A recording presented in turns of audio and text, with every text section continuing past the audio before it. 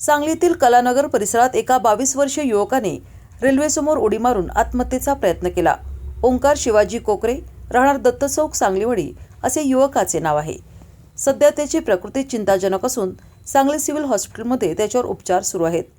Sangli Kalanagar gate क्रमांक 1 येथे 26 February रोजी सायंकाळी अंदाजे 5:30 वाजण्याच्या सुमारास ओंकार कोकरे हा खडी वाहतूक करणारी रेल्वेगाडी येत असताना त्या गाडीसमोर गेला।